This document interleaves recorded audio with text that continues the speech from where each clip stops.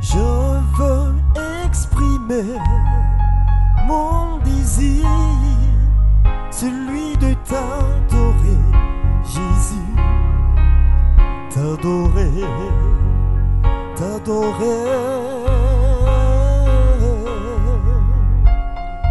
Je veux exprimer mon désir, celui de t'adorer, Jésus, t'adorer, t'adorer.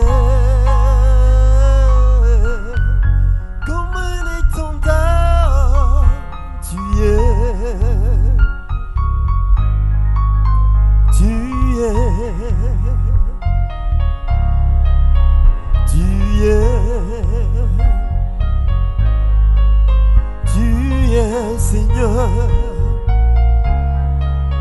tu es, Seigneur, tu es. Si tu crois que Jésus est pour toi un étendard, donne-lui ce soir une main d'acclamation. Que le nom du Seigneur soit béni ce soir. Gloire au Seigneur, lui notre protecteur, notre bouclier, notre soutien. Et nous sommes là ce soir pour nous enrichir de la parole de Dieu avec cette prédication du prophète Branham. Que le nom du Seigneur soit béni. Je vous invite à prendre la Bible en Psaume 119, versets 33 à 34. Je vous invite à suivre cette lecture, Psaume 119. Nous sommes ici pour que Dieu nous enseigne. Psaume 119, verset 33. Enseigne-moi, Éternel, la voie de tes statuts, pour que je la retienne jusqu'à la fin. Donne-moi l'intelligence pour que je garde ta loi et que je l'observe de tout mon cœur. Les mains levées pour mot de prière. Nous bénissons ton nom, notre Dieu. Toi qui nous rassembles encore ce soir pour entendre ta voix, pour nous rappeler ce que nous devons faire, pour nous conduire dans le chemin de la foi. Merci de bénir nos âmes ce soir à travers ce message de ton serviteur. Oh Dieu, dispose les cœurs et que ce message soit une bénédiction pour toutes les âmes qui sont ici et celles également qui seront connectées. Merci de conduire toutes choses au nom puissant de Jésus-Christ. Amen. Nous allons adorer le Seigneur bien avant d'aller rapidement à la parole.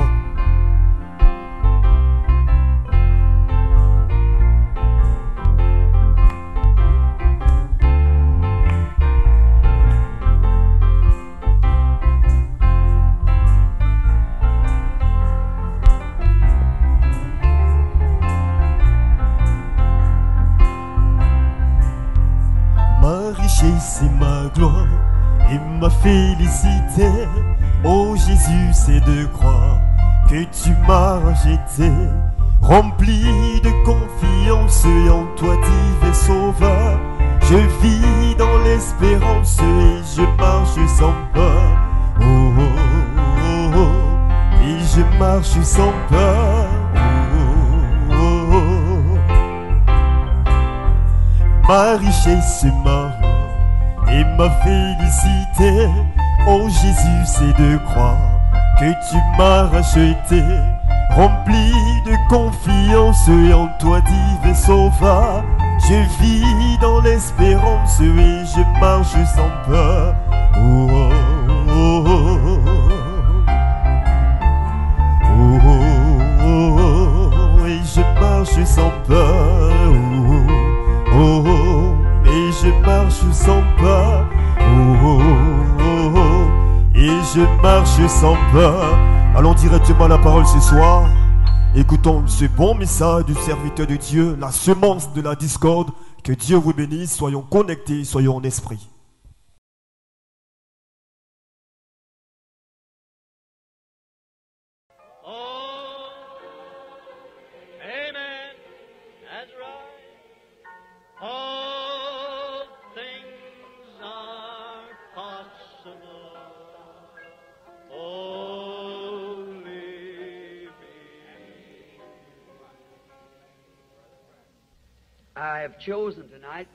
Ce soir, j'ai choisi comme court texte ou comme courte lecture, si le Seigneur veut nous en donner le contexte, de lire dans Saint Matthieu 13, de 24 à 30, et je vais aussi lire de 36 à 40 dans quelques instants.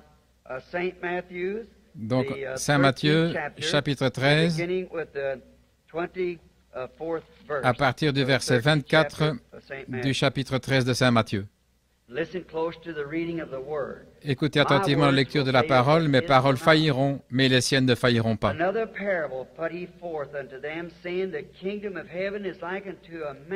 Il leur proposa une autre parabole et il dit, « Le royaume des cieux est semblable à un homme qui a semé une bonne semence dans son champ. Mais pendant qu'il dormait, son ennemi vint, sema de l'ivraie parmi le blé et s'en alla. Lorsque l'herbe eut poussé et donné du fruit, l'ivraie parut aussi. Les serviteurs du maître de la maison vinrent lui dire, « Seigneur, n'as-tu pas semé une bonne semence dans ton champ? D'où vient donc qu'il y a de l'ivraie? » Et il leur répondit, « C'est un ennemi qui a fait cela. » Et les serviteurs lui dirent, «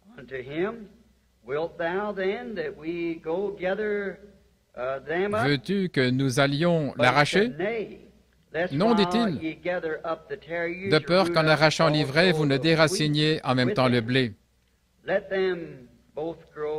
Laissez-les croître ensemble jusqu'à la moisson.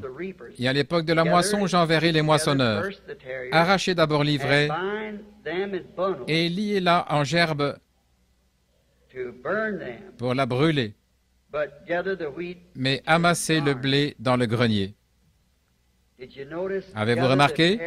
Amassez d'abord l'ivraie et liez-la en gerbes. Maintenant, lisant ceci, quelque chose de bizarre m'est venu à l'esprit. Pendant que j'étais assis au sommet des monts Catalina l'autre soir, en prière, et alors je me suis demandé où je pourrais trouver un mot qui me servirait pour ce sujet dont je voulais parler ce soir. Je suis descendu et j'ai trouvé le mot « discorde ». Alors j'ai pris le dictionnaire et j'ai regardé ce que ce mot « discrepancy », discorde, veut dire.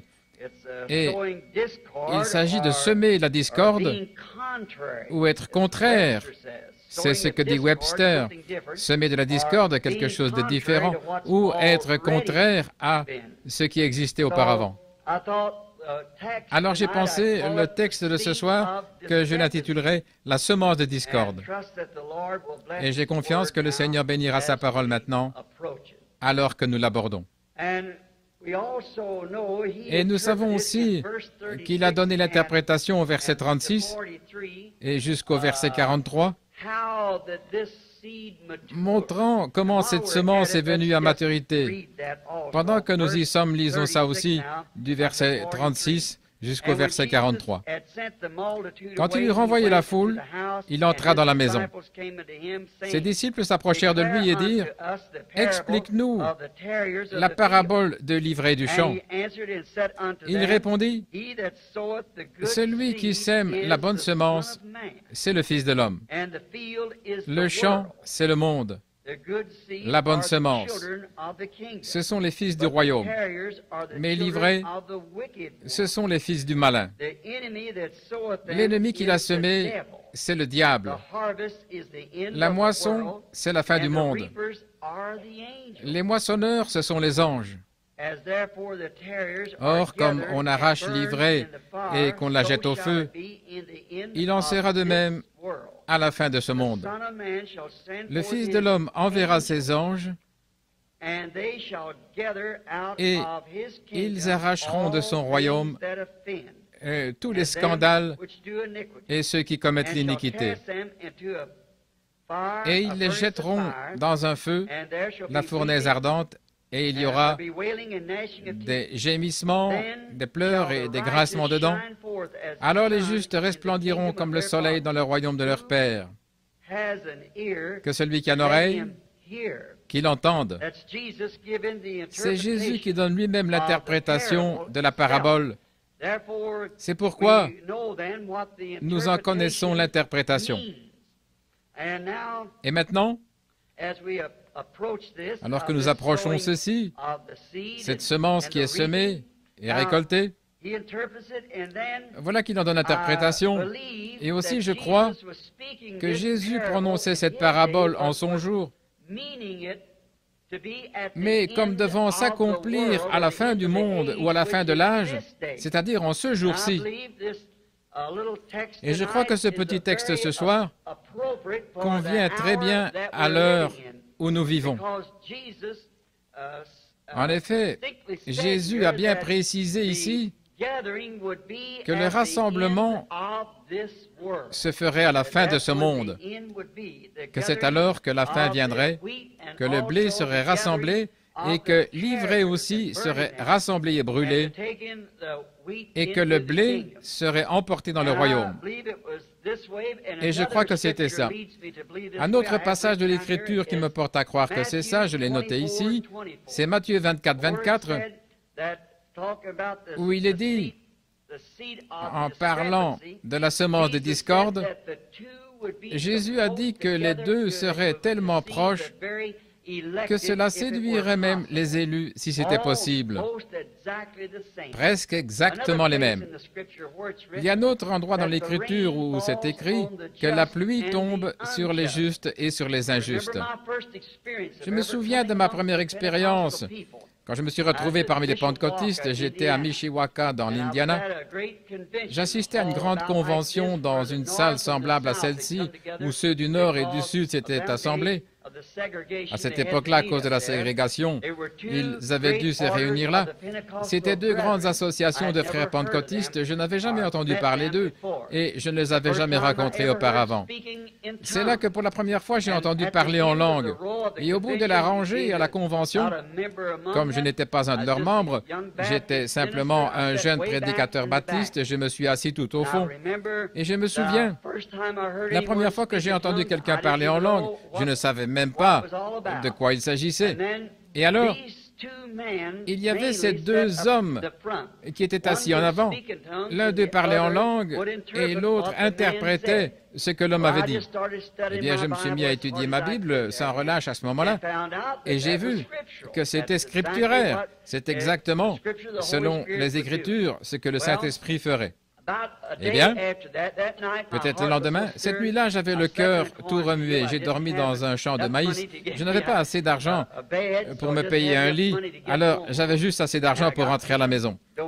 Je me suis acheté des donuts, quelques jours, ou plutôt des petits pains pour mon petit déjeuner. J'aurais pu manger avec eux, j'étais les bienvenus, mais je ne pouvais pas participer aux frais à cette époque-là. C'était la dépression de 1933. C'était une période assez difficile. Je pensais, eh bien, je ne veux pas manger avec eux, mais je veux savoir ce qu'ils ont. Ils ont quelque chose que je n'ai pas. Donc ce matin-là, ils m'ont demandé que tous les prédicateurs viennent sur l'estrade, vous n'avez qu'à vous nommer, dire d'où vous venez. Eh bien, j'ai simplement dit William Branham, évangéliste, Jeffersonville. Je me suis assis. À ce moment-là, j'étais le prédicateur le plus jeune qu'il y avait sur l'estrade, et le lendemain, ils m'ont fait venir sur l'estrade pour prêcher. Ensuite, après que j'ai prêché, nous avons passé des moments bénis, et ensuite, j'ai fait la connaissance de plusieurs personnes qui m'ont invité à venir à leur église. Après, eh bien, je me suis dit, si seulement je pouvais trouver ces deux hommes principaux qui parlaient en langue et interprétaient. C'est ce qui brûlait dans mon cœur. Je le désirais tellement. Eh bien, comme je vous l'ai dit au début, un petit don par lequel on enclenche un mouvement. Vous savez, les dons et les appels sont sans repentance. Vous les avez toute votre vie. Vous voyez, vous êtes né avec cela, si ce sont des dons de Dieu. Alors, j'ai toujours, depuis ma tendre enfance, j'ai toujours eu ça. Les gens qui me connaissent depuis toujours savent que c'est vrai. Eh bien, je ne savais pas ce que c'était à l'époque. Ça s'appelait une vision. Je ne savais pas vraiment ce que c'était. Je me disais, si je pouvais seulement leur parler. Eh bien, et l'esprit qu'il y avait dans la salle me faisait vraiment l'effet d'être l'esprit de Dieu. J'ai réussi à parler à l'un d'eux. Je lui ai posé quelques questions. Et c'était un chrétien tout à fait authentique. Il n'y avait aucun doute là-dessus. Cet homme était un vrai croyant. Et l'autre homme, quand je lui ai parlé. Si j'ai jamais rencontré un hypocrite, c'en était bien un. Cet homme, en fait, son épouse était blonde et il avait eu des enfants, 2 enfants d'une femme aux cheveux noirs. Et je pensais, eh bien, qu'est-ce qu'on fait maintenant? Me voilà tout déboussolé. Moi qui suis fondamentaliste, il faut que ce soit la parole, sinon ce n'est pas juste. Et voilà que l'esprit, l'un d'eux, après ce que j'en sais, donnait une vibration absolument authentique et l'autre n'était pas bon du tout. Et l'esprit descendait sur les deux. Maintenant, comment est-ce possible? Je ne savais pas quoi penser. 2 ans plus tard, je priais dans la caverne où j'avais l'habitude d'aller prier. Comme c'était poussiéreux dans la caverne, un après-midi, je suis sorti, j'ai posé ma Bible sur un tronc d'arbre et un coup de vent l'a ouverte à Hébreux, chapitre 6. Là, il est dit que dans les derniers jours, ce qui arriverait si nous abandonnions la vérité et que nous nous revelions encore pour venir à la repentance, qu'il ne restait plus de sacrifice pour le péché, que les épines et les chardons sont prêts d'être rejetés, on finit par y mettre le feu. Mais la pluie tombe souvent sur la terre pour l'arroser, pour la préparer. Mais les épines et les chardons seraient rejetés, mais le blé serait amassé. Je pensais, eh bien, c'est juste le vent qui l'a fait s'ouvrir là. J'ai simplement reposé la Bible, je me suis dit, eh bien, maintenant je vais juste... Et voilà, le coup de vent qui l'ouvre à nouveau. C'est arrivé 3 fois. Je pensais, eh bien, ça c'est étrange. Je me suis relevé et j'ai pensé, Seigneur, pourquoi ouvrirais-tu cette Bible pour que je lise ça, alors que j'arrive à ce passage-là, les épines et les chardons qui sont prêts d'être rejetés, on finit par y mettre le feu. Je pensais, pourquoi l'ouvrirais-tu là, pour que je lise cela? Et je regardais au loin. Or, ces vraies visions viennent sans aucun effort de ma part. C'est Dieu, un point c'est tout. Voyez, j'ai regardé et j'ai vu une terre qui tournait devant moi et j'ai vu qu'elle était toute labourée. Il y avait un homme habillé de blanc, il avançait en semant du blé, et après qu'il a eu disparu à l'horizon, un homme est arrivé, il était horrible à voir, il était habillé de noir. Il lançait des semences de mauvaises herbes partout. Les 2 ont levé ensemble, et à ce moment-là, toutes les 2 avaient soif parce qu'elles avaient besoin de pluie. Et on aurait dit que chacune priait, la petite tête inclinée. Seigneur, envoie la pluie, envoie la pluie. Alors les gros nuages sont arrivés et la pluie est tombée sur les 2. À ce moment-là, le petit blé s'est relevé tout d'un coup et il s'est mis à dire « Loué soit l'Éternel, gloire à Dieu !» Et la petite mauvaise herbe, juste à côté, s'est relevée « Gloire à Dieu, gloire à Dieu !» Alors la vision a été interprétée. La pluie tombe sur les justes et sur les injustes. Le même esprit peut descendre dans une réunion et tout le monde se réjouit.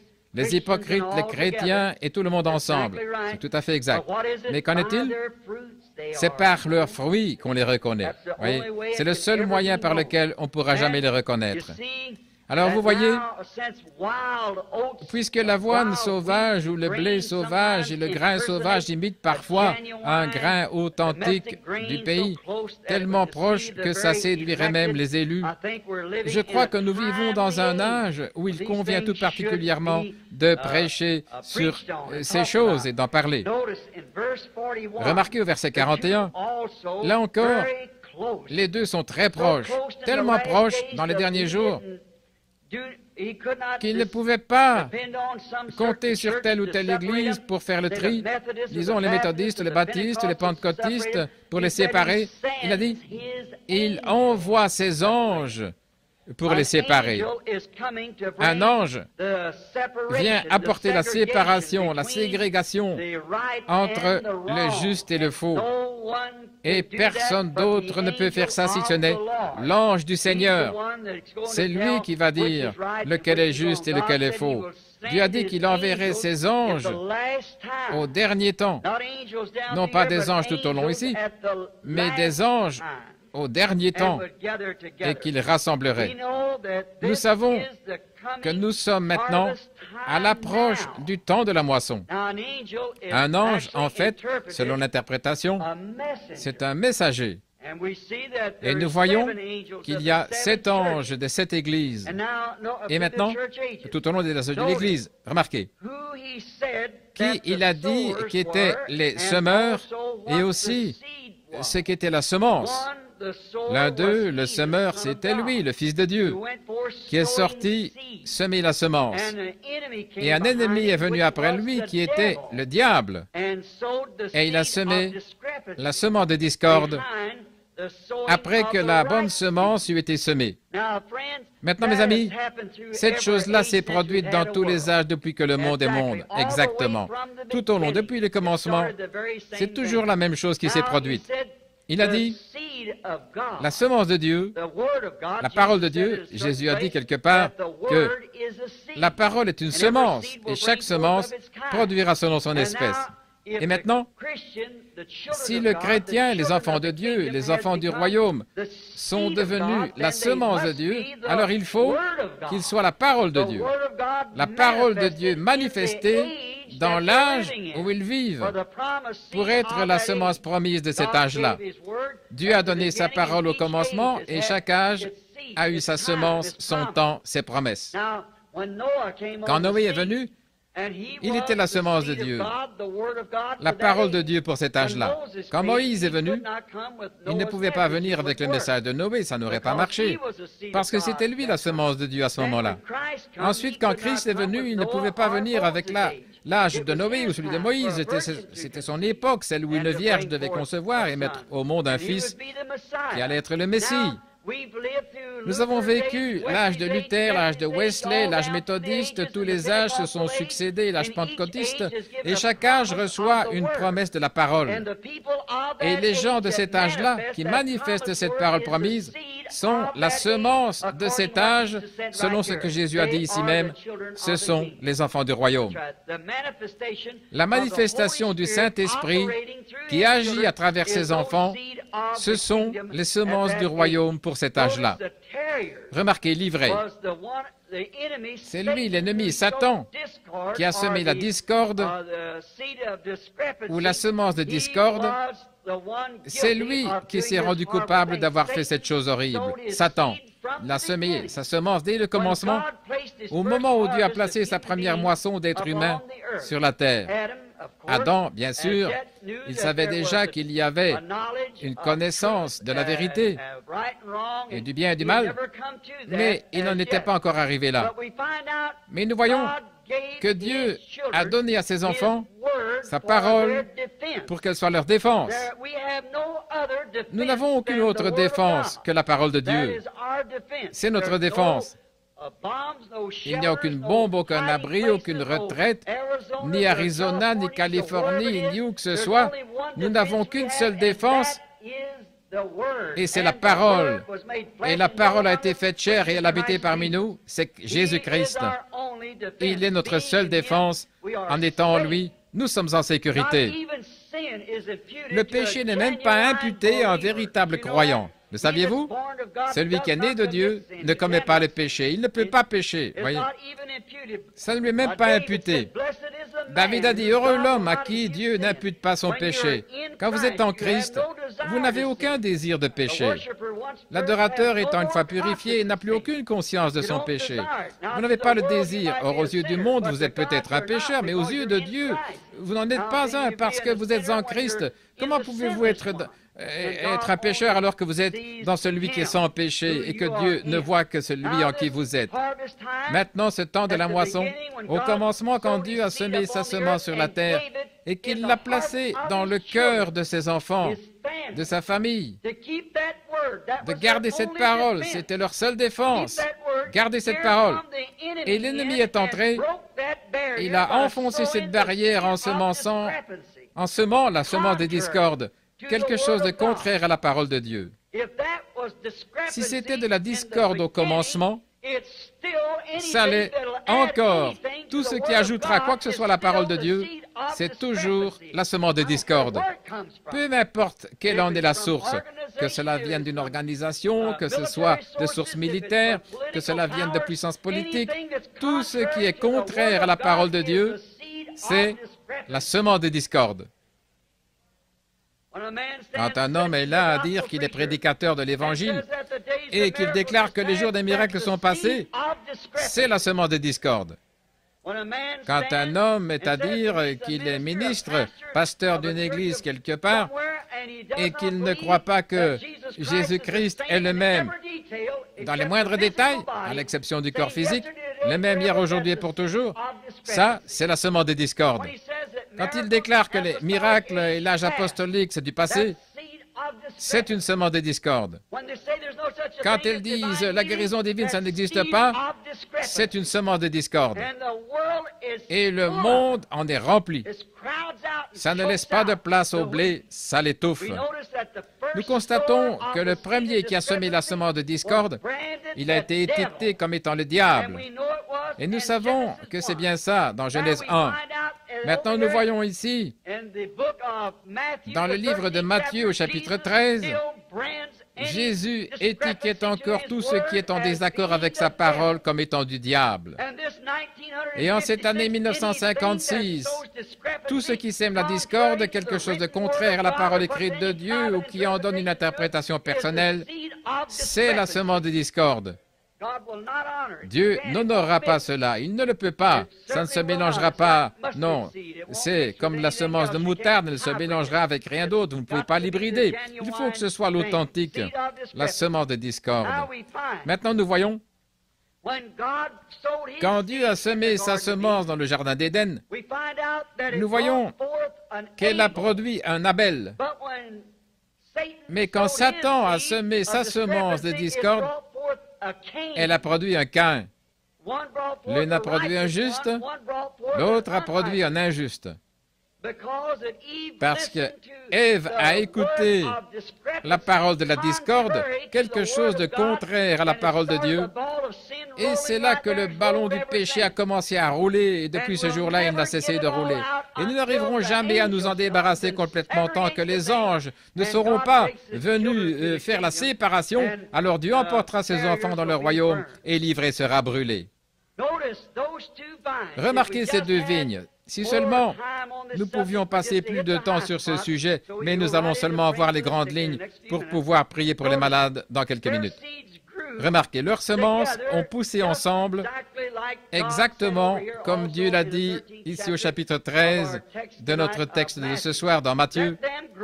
Laissez-les croître ensemble. Or, Caïn est allé dans la terre de Nod, il s'y est trouvé une épouse et il s'est marié. Abel, lui, a été tué et Dieu a suscité Seth pour le remplacer. Et à partir de là, les générations se sont succédées, le juste et le faux côte à côte. Maintenant, nous remarquons que chaque fois, au fil du temps, elles se sont rassemblées et Dieu a été obligé, la méchanceté est devenue tellement grande que Dieu a été obligé de détruire. Mais ces deux semences ont fini par produire la semence de discorde et la semence de Dieu ont produit chacune leur tête véritable, dont l'aboutissement a été Judas Iscariote et Jésus-Christ. En effet, il était la semence de Dieu, il était le commencement de la création de Dieu. Il n'était rien de moins que Dieu. Et Judas Iscariote est né le fils de la perdition.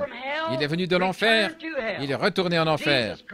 Jésus-Christ était le Fils de Dieu, la parole de Dieu manifestée. Judas Iscariote, par sa discorde, il était la semence du diable. Il était venu dans le monde et pour tromper exactement tel qu'il était au commencement dans Caïn, son ancêtre. Judas ne faisait que jouer à l'Église.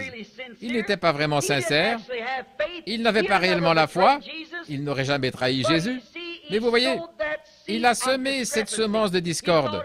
Il pensait pouvoir se lier d'amitié avec le monde mammon, tout en étant ami avec Jésus. Mais il était trop tard pour qu'il puisse rien y changer. Quand l'heure fatale est venue, quand il a fait cette vilaine chose, il a franchi la ligne de séparation entre aller de l'avant et faire demi-tour. Il était obligé de continuer sur sa lancée. Comme imposteur, séducteur, il a semé la semence de discorde et il a cherché à trouver grâce devant ces grandes organisations de ce jour-là, les pharisiens et les sadducéens. Et il pensait gagner un peu d'argent comme ça et être bien vu des gens. N'est-ce pas ce qui amène tant de gens à donner dans cette discorde? Ils cherchent à trouver grâce devant les hommes. Trouvons grâce devant Dieu, non devant les hommes. Mais c'est ce que Judas a fait quand cette discorde a eu son aboutissement en lui. Nous savons que Jésus était la parole. Dans Saint Jean 1, il est dit au commencement était la parole, et la parole était avec Dieu, et la parole était Dieu. Et la parole a été faite chair et elle habitait parmi nous. Donc la parole est une semence et cette semence a été faite chair et elle a habité parmi nous. Si Judas était la semence de l'ennemi et de la discorde, elle aussi a été faite chair et elle a habité parmi nous dans la personne de Judas Iscariote.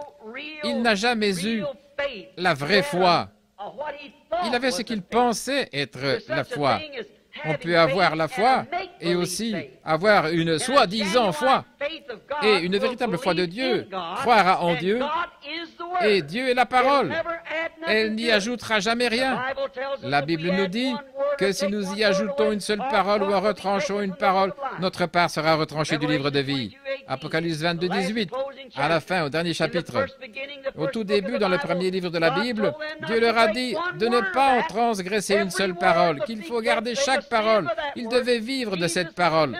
Jésus, au milieu du livre, il est venu et il a dit qu'à son époque, il a dit « L'homme ne vivra pas de pain seulement, mais de toute parole qui sort de la bouche de Dieu. » Et au dernier âge, celui de l'Apocalypse, il nous a été annoncé que quiconque retranchera une seule parole du livre ou y ajoutera une seule parole, sa part sera retranchée du livre de vie.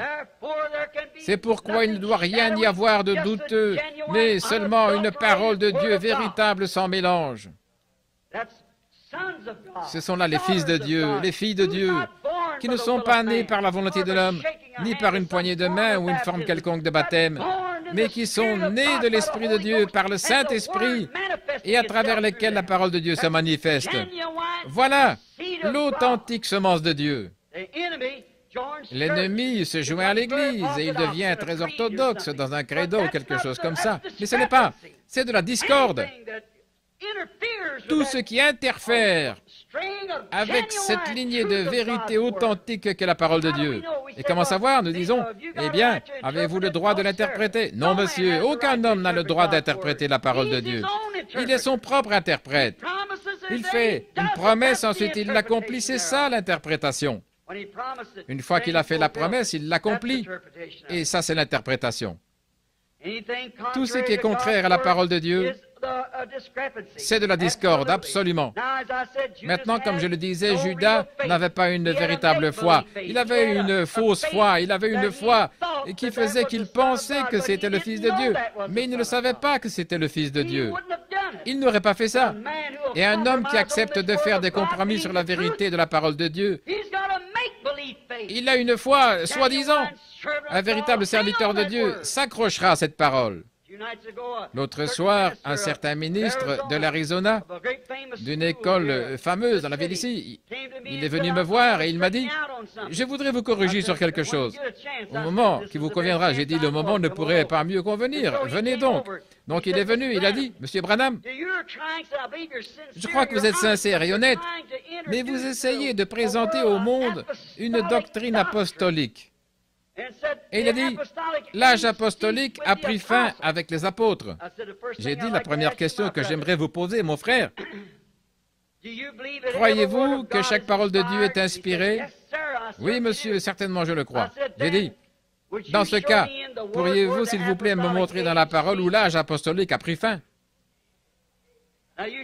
Montrez-moi où et je croirai avec vous. Et j'ai dit, l'écrivain de l'ère apostolique, celui qui avait les clés du royaume, le jour de la Pentecôte, quand l'âge apostolique a été inauguré, les gens disaient, « Homme, frère, que pouvons-nous faire pour être sauvés ?» Il a dit, « Repentez-vous chacun de vous et soyez baptisés au nom de Jésus-Christ pour la rémission de vos péchés, et vous recevrez le don du Saint-Esprit. Car la promesse est pour vous et pour vos enfants, et pour ceux qui sont au loin, en aussi grand nombre que le Seigneur notre Dieu les appellera. » Maintenant, comment la parole pourrait-elle se contredire? L'homme a dit, « Je suis très enrhumé ce soir. » J'ai dit, « Je suis bien de votre avis. » Oui. Maintenant, dites-moi, est-ce que Dieu appelle encore? Si Dieu appelle encore, alors nous vivons encore à l'âge apostolique, certainement. En aussi grand nombre que le Seigneur notre Dieu appellera, qu'il n'appellera jamais, en aussi grand nombre qu'il l'appellera, ce sera toujours l'âge apostolique, car Jésus-Christ est le même hier, aujourd'hui et pour toujours. Donc nous voyons aujourd'hui que cette discorde a été semée dans tous les âges Si je pouvais vous montrer cela dans les 10 ou 15 prochaines minutes, je le ferais, mais c'est impossible. Tout au long des âges, la plupart d'entre nous, nous lisons la Bible. Quand Jésus est venu, il a vu qu'il y avait cette discorde, quelque chose de contraire. Il était la parole manifestée. Il était l'interprétation de Dieu de la parole. Parce qu'il a dit, sondez les Écritures, parce que vous pensez avoir en elles la vie éternelle, et ce sont elles qui rendent témoignage de moi. Vous y voilà. Il était l'interprétation de la parole. Et tous les fils et les filles de Dieu, nés de nouveau de cet âge, sont l'interprétation de la parole. Vous êtes des lettres écrites, lues de tous les hommes.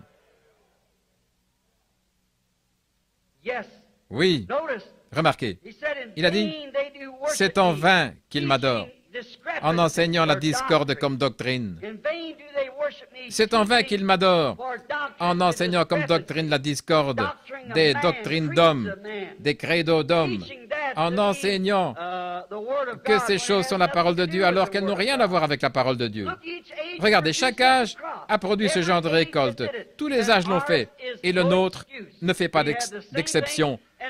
Nous trouvons la même chose et encore plus dans cet âge que dans tous les autres âges réunis, car nous en sommes à la fin de l'histoire de ce monde. La discorde qu'il y a sur la face de la terre aujourd'hui est plus grande que jamais auparavant. Dans les autres âges, la discorde les a éloignés du Dieu vrai et vivant pour les entraîner vers les idoles. Aujourd'hui, Jésus a dit dans Matthieu 24, 24 que ce serait tellement proche que cela séduirait même les élus si c'était possible. Vous parlez de discorde. Oh, c'est tellement subtil. Satan est au milieu des gens et il est tellement doué, ce théologien, ce docteur en théologie, qu'il peut enseigner la parole de façon presque parfaite. Jésus l'a dit. Mais observez, quelque part il y aura quelque chose. Il dira, eh bien, ça là, c'était pas pour ici. Mais oui, absolument, voyez-vous, parce que Dieu a dit que ça l'était. Regardez ce que cela produit. Cette même discorde a fait descendre la colère de Dieu au jour de Noé, quand Dieu a envoyé son prophète et qu'il a prêché comme une flamme de feu, qu'il a appelé les gens à la repentance et que la discorde a été engloutie par l'eau. Alors, qu'est-ce que Satan a fait? Il est revenu tout de suite dans Cam et il s'est remis à semer. C'est tout à fait exact. Ensuite, Moïse est venu, le grand prophète, pour faire sortir les enfants d'Israël du désert. Qu'est-ce qui s'est passé? Moïse, le grand prophète de Dieu, il leur a apporté la vérité absolue, la vérité confirmée. Il avait rencontré Dieu. Dieu a prouvé qu'il l'avait rencontré. Et les gens là-bas, ces sacrificateurs, ils avaient leur religion, leur rituel, leur rite et tout. Mais Moïse s'est tenu là comme confirmation de l'interprétation de la parole. Ne l'oubliez pas. Moïse était l'interprétation de Dieu de sa promesse. Il avait dit qu'il le ferait. Il était l'interprétation de Dieu. Qu'est-ce qui s'est passé? L'Église venait à peine de sortir de l'Égypte. Elle était en marche depuis quelques jours. Et qu'est-ce qui est arrivé? Satan est venu avec sa discorde dans la personne du second Caïn. C'était Balaam. Et il a semé la discorde parmi eux. Nous savons que c'est vrai. Balaam, là, cet enseignement de Balaam, comme quoi nous sommes tous pareils. Nous servons le même Dieu que vous. Fondamentalement, il avait raison. En effet, il a offert un sacrifice que Dieu offrait. 7 béliers, 7 taureaux sur 7 autels, et il a prié le même Dieu de façon aussi parfaite que Moïse là-bas dans le désert. C'était tout à fait pareil. Mais il n'était pas pareil. Tout cela préfigurait ce qui allait arriver. Encore là, il y avait Caïn manifesté dans la personne de Balaam. Et il y avait Dieu manifesté dans la personne de Moïse, qui interprétait ses paroles à travers un être humain, qui se faisait connaître lui-même, sa promesse, à travers un être humain. Et la discorde s'est élevée. La même chose au temps de Judas. Il est venu avec sa discorde. Et souvenez-vous, ce péché, ce que ces gens-là ont cru, que nous sommes tous pareils, nous adorons le même Dieu, nous devrions tous faire partie de la même Église, nous devrions être un même peuple. Ce péché-là n'a jamais été pardonné à Israël. Jésus lui-même a dit, Ils sont tous morts. Ils ont tous péri, sauf 3. Ceux qui ont tenu bon et qui ont cru la promesse.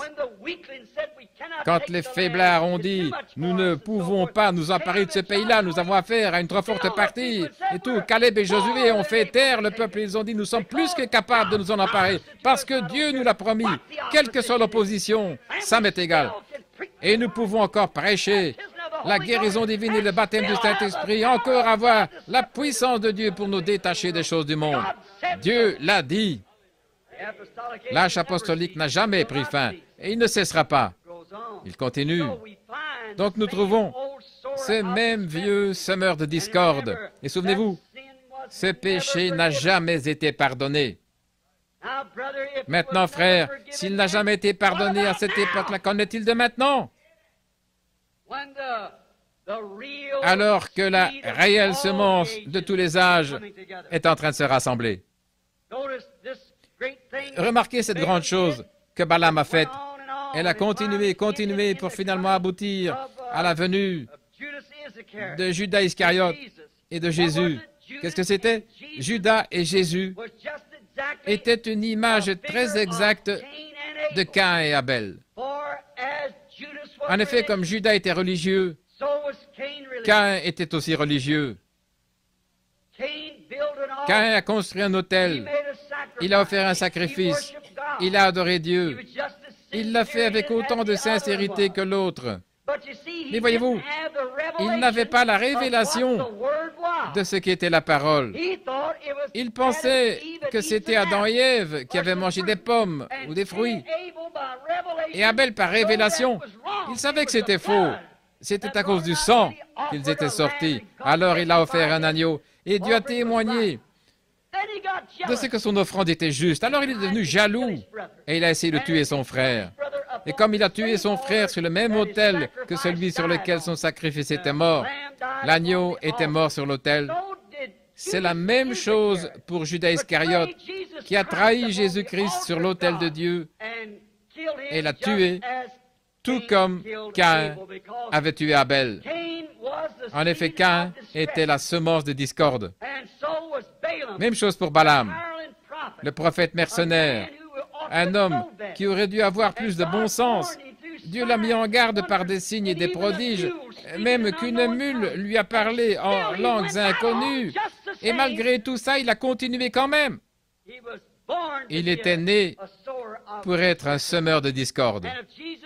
Et si Jésus a prédit que cette âge-ci se terminerait dans la plus grande discorde qu'il y ait jamais eu, l'âge de l'Église de Laodicée tiède qu'il a expulsé de l'Église, comment peut-il en être autrement que cela, la discorde? Certainement. Elle se termine dans cet âge-là. Et c'était Caïn et Abel à nouveau au calvaire. Maintenant, remarquez, comme toujours, dès que Jésus est parti, qu'il est allé au ciel, le Saint-Esprit a été renvoyé. C'était là la semence qui donnait la vie à la parole. Comme nous le disions hier soir, c'est lui qui vivifie la parole. Vivifier, ça veut dire faire vivre. Le Saint-Esprit authentique ne fait vivre que la parole, ce qu'elle est. Il ne fera pas vivre un credo. Il ne peut pas, parce qu'il n'y a rien du credo en lui. Il est la vie de la parole de Dieu, car il est Dieu. Et il vivifie ce corps-là. Maintenant, remarquez ce qu'ils ont fait. La Bible dit, et Jean a parlé à ses enfants, il a dit, petits enfants, vous avez appris que l'Antichrist devait venir dans le monde. Et il est déjà dans le monde. Et il agit dans les fils de la désobéissance. Alors ça, c'était peut-être une trentaine d'années après la venue du Saint-Esprit. Nous voyons que quand le Saint-Esprit est venu, la vraie semence, celui qui donnait vraiment la vie à la semence, voilà que la discorde s'est introduite de nouveau. Et remarquez, ça a continué comme ça. La vraie parole avait été confirmée, l'un après l'autre. Les prophètes d'autrefois avaient confirmé que la parole de Dieu était la vérité. Si quelqu'un ici a déjà lu le concile de Nicée ou le concile pré-nicéen, ces 15 jours de politique avide de sang, où ce groupe de Romains là-bas a voulu établir, faire une dénomination de cette Église, Des prophètes vêtus de peau de mouton qui mangeaient des herbes sauvages sont venus et ils ont pris position pour la parole. Quel résultat? Il fallait que ça se passe comme pour Caïn, comme pour Abel. L'un des deux devait mourir, effectivement. Et la parole a perdu son influence sur les gens. Aussi, par un vote unanime, ils ont exclu la parole véritable et ils ont accepté les dogmes de discorde de l'Église catholique primitive. Ils ont ajouté un pape, ils ont ajouté un évêque, ceci et cela. Ils ont retranché le vrai sens de Pierre, de Marie et de tout le reste. Ils se sont fait des idoles. Et ils ont carrément transformé la soi-disant religion chrétienne en une cérémonie païenne. Qu'était-ce? La semence de discorde. Et ils ont organisé pour la première fois sur la terre une église. Qu'est-ce que c'était? Cette semence de discorde qui avait commencé à semer quelque chose qui ajoutait, qui retranchait. Qui a déjà entendu parler dans la Bible de ne pas manger de viande le vendredi? Qui a déjà entendu parler dans la Bible de quelque chose comme l'aspersion au lieu du baptême, de l'immersion? Qui a déjà entendu parler de ces choses-là, d'un « Je vous salue Marie » ou quelque chose comme ça? Qui a déjà entendu parler de certaines de ces âneries qu'on retrouve aussi chez les protestants? La poêle ne peut pas se moquer du chaudron, c'est vrai. Celui qui est coupable de la plus petite chose est coupable de tout. Voilà. Qui a déjà entendu parler que Dieu ait jamais œuvré dans une organisation? Montrez-moi une seule fois où l'une d'elles s'est formée une organisation et qu'elle soit restée en vie. Elles sont mortes sur le coup. Elles ne sont jamais relevées. Oh là là. Il est temps que quelque chose se passe. Il est temps que Dieu entre en action. Cela détruit l'influence sur les gens. Il s'est passé la même chose aujourd'hui. Ils détruisent l'influence. Ils disent « Oh, cette bande d'exaltés, ce sont des minus. » Mais c'est de la discorde. Retrouvez-vous nez à nez avec la parole et voyez ce qu'il en est. Voyez si Dieu n'interprète pas sa propre parole. De ces pierres, Dieu peut susciter des enfants à Abraham. La parole avait été parfaitement confirmée par ces premiers chrétiens. Dieu les avait délivrés de tout et des maladies. Et ils avaient des prophètes et ils parlaient en langue, ils interprétaient, ils prononçaient des messages qui s'avéraient parfaitement justes chaque fois. Et malgré toute cette parole confirmée, les gens ont voté son expulsion et ils ont voté pour une dénomination. C'est la mère de toutes les organisations. Les deux sont maintenant parvenues à pleine maturité. Elles ont recommencé à produire leurs semences. Elle s'était éteinte, mais elle a refleuri au jour de Luther, comme nous le savons par le message de l'autre matin au petit déjeuner. Elle a refleuri à l'époque de Luther. Mais qu'est-ce qu'ils ont fait? Immédiatement après la mort de ce grand homme, ils ont formé une organisation. Elle a refleuri de nouveau encore au jour de John Wesley. À cette époque, les anglicans, avec toute leur doctrine sur la sécurité éternelle et tout, ils avaient tellement tout entortillé qu'ils en étaient presque arrivés à l'universalisme. Et qu'est-il arrivé? Dieu a suscité un homme du nom de John Wesley et il a fauché tout ça. Et dès qu'il est mort, lui et Asbury et les autres, qu'est-ce qui s'est passé? Ils ont formé une organisation et maintenant, on a toutes sortes de méthodistes, Alexander Campbell, John Smith et autres. Et finalement, les pentecôtistes ont refait surface et ils sont sortis de tout ça. Qu'est-il arrivé? Ils couraient bien. Qu'est-ce qui vous a arrêté? Vous êtes retournés tout droit dans la boue même dont vous étiez sortis, retournés dans les mêmes eaux sales. Vous êtes retournés à la discorde et à former des organisations. Il vous fallait faire des compromis sur la parole. Et chaque fois que Dieu envoyait quelque chose de nouveau, vous ne pouviez pas l'accepter. C'est vrai. La discorde de nouveau. Et remarquez, comme je le disais l'autre jour, la première petite enveloppe qui sort de la racine. Ensuite, il y a les feuilles et puis l'épi et puis la tige. Et elle sort. Cette petite enveloppe du blé est presque identique au grain lui-même. Et nous pensions que ça l'était, mais quand on l'ouvre, il n'y a pas de grain du tout. Elle n'est qu'un support pour permettre au grain de pousser, et elle meurt aussi, et la vie en sort complètement pour aller dans le grain. Remarquez, donc, on appelle les églises qui ont semé. Nous voyons aujourd'hui nos prétendues églises et même nos églises pentecôtistes, nous sommes sortis, nous n'étions pas satisfaits, il nous fallait former nos propres groupes. Il y a eu toutes sortes de choses, il nous fallait voir ceci et cela, et former un autre groupe, et quelqu'un s'est levé en disant, il viendra sur un nuage blanc et l'autre sur un cheval blanc, un nuage, voyez-vous. Tout ça, c'est de la semence des discordes. Quand il viendra, que ça se passe n'importe comment, c'est lui qui interprétera sa propre parole quand il viendra. Attendons ce moment-là, comprenez? Vous ne saisissez même pas le message du jour. Vous regardez toujours en direction de ce que Dieu va faire, de ce qu'il a déjà fait, et vous ne tenez aucun compte de ce qu'il est en train de faire. C'est comme ça qu'on se retrouve dans des éléments discordants. Maintenant, nous remarquons qu'aujourd'hui, toutes nos églises ont semé le vent et elles récoltent la tempête. Nous n'avons plus les réunions de prière, nous n'avons plus les réunions que nous avions. Qu'est-ce qu'il y a? Nous avons levé les barrières, surtout. Regardez, jusqu'à nos églises pentecôtistes qui sont remplies de femmes aux cheveux coupés. Avant, on ne permettait pas ça, de se maquiller, vernir les ongles, toutes sortes de choses. Un homme, des espèces de Ricky et tout, mariés 3 ou 4 fois, ils sont diacres. Oh, quelle discorde! C'est de la souillure! Comment y arrive-t-il? Dieu n'accepterait pas ça dans son Église, alors il faut qu'ils aillent dans une organisation pour se le permettre. On a peur d'en parler parce qu'on se ferait mettre à la porte de l'organisation. Oh Dieu, donne-nous des hommes qui ne soient attachés à rien d'autre qu'à Dieu et à sa parole, qui diront la vérité sur ces choses. Voilà exactement ce qu'il nous faut. Qu'est-ce que nous avons fait? Semer la discorde. Nous avons semé le vent et maintenant nous récoltons la tempête. Remarquez qu'elles sont maintenant en train d'être rassemblées pour être brûlées. Avez-vous remarqué, Jésus a dit, amassez-les d'abord, liez-les en gerbes, et ensuite mettez toutes les gerbes sur le même tas et je les brûlerai. Il y a une petite gerbe appelée méthodiste, baptiste, presbytérien, luthérien, elles se rassemblent toutes dans le Conseil mondial des églises. Qu'est-ce que c'est? Amassez-les d'abord. Alléluia. Avez-vous remarqué? Il rassemble l'ivraie en premier. Il les éloigne du blé. Il les sépare.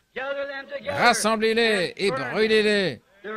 Elles doivent toutes être brûlées par les jugements de Dieu pour avoir semé la discorde parmi les gens. Ces choses, ayant l'apparence de la piété, mais reniant ce qui en fait la force. Niant la parole simplement pour soutenir des rites religieux, quelques dogmes que quelqu'un y a injectés ou ajouté à la parole de Dieu. Ça ne marchera pas, c'est de la discorde. Je m'écris aujourd'hui comme ce grand prophète d'il y a longtemps, Amos, quand il est entré dans une ville et qu'il a dit « Je ne suis ni prophète ni fils de prophète. » Mais si le lion rugit, qui ne serait effrayé? Quand Dieu parle, qui ne prophétiserait? Il a prédit que le jugement s'abattrait sur cette génération-là. Il a dit « Le Dieu même que vous prétendez servir vous détruira. » Mettez ça là sur bande, souvenez-vous. Le Dieu même, ces gens-là qui se rassemblent dans cette grande moisson du Conseil mondial des églises, et vous serez obligés d'y entrer. Vous ne pourrez pas rester en dehors. Ou bien vous en sortirez individuellement, ou bien vous y entrerez. Il n'y aura pas de terrain entre les deux. Ce sera la marque de la bête. Personne ne pourra acheter ni vendre que celui qui a la marque, qui a la discorde. Restez hors de cela. Sortez de là. Fouillez.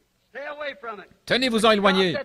Le Dieu qu'ils prétendent servir les détruira. Le grand Dieu d'amour. Il disait bien, Jésus a prié que nous soyons tous un. Il a aussi dit, comment pouvez-vous marcher ensemble? 2 hommes peuvent-ils marcher ensemble s'ils ne se sont pas d'accord? Il a dit, un, comme lui et le Père sont un.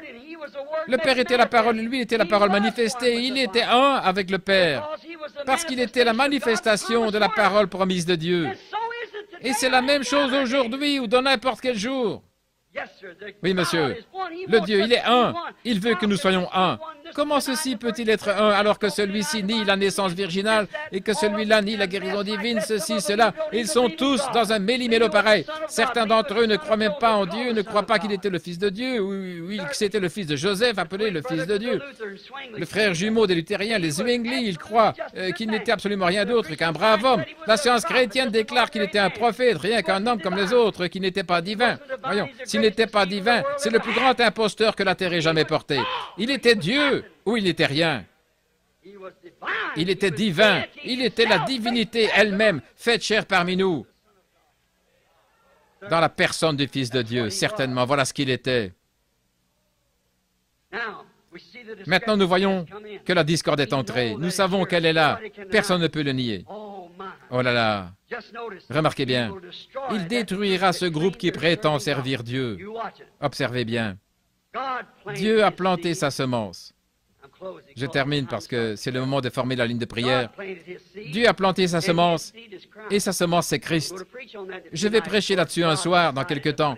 le lieu où Dieu a décidé de mettre son nom. Si Dieu le veut, peut-être à l'un des petits déjeuners quand j'aurai un peu plus de temps. Remarquez, il est la seule échappatoire. Il est le seul souverain véritable. Il est le seul vrai Dieu. Il n'y en a pas d'autre que lui. Il a dit, je suis Dieu, le Dieu seul. Jésus a dit, voici le commandement. Écoute, ô Israël, je suis l'Éternel, ton Dieu, un seul Dieu. Je le suis.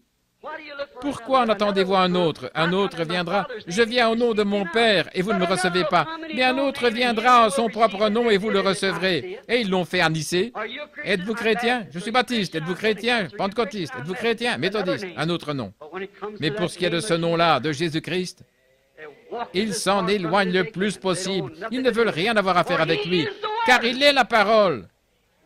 Et la parole se manifeste elle-même. Remarquez, la seule échappatoire, il est la rose de Saron. La Bible l'a dit. Tous les titres dans la Bible de Dieu appartiennent à Jésus-Christ.